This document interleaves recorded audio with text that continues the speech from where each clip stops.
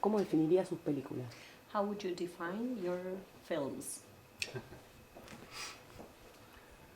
Well, they're a way of life, really. They're part of my growing up, part of my questioning, part of my experience, engaged with a medium.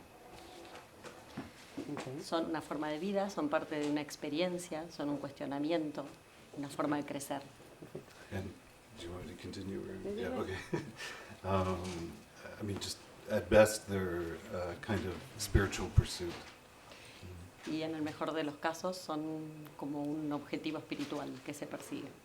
So in your films you deal with experiential or experimental issues. So are these questions that you ask yourself or are these questions for the audience? Both. I mean, I think we share the same questions as human beings. And I think, when a filmmaker introduces their own subjective perception onto the world, it's something that other people can share, for sure.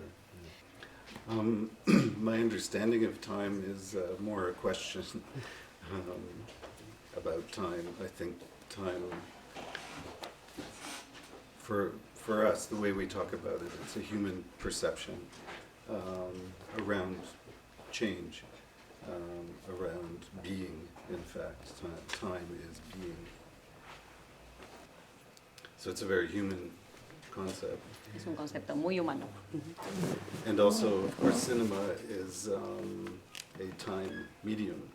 So even though I made a film that has time in the title, I think every film that everybody makes is a film about time. What is the importance that you perceive in Buenos Aires for documentary filmmaking? Well, that's a hard question for me to answer. Es una pregunta difícil Being a visitor, porque soy visitante, But I've been here 3 times. pero ya estuve aquí 3 And veces. each time I've been quite excited by the dialogue around films, also by the appreciation of poetry in films, that it's looked at as a poetic medium or a medium of perception itself, not just illustrative,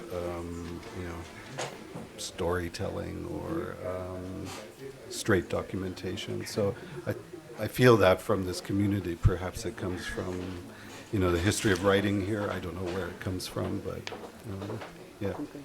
What is your opinion of documentary cinema today?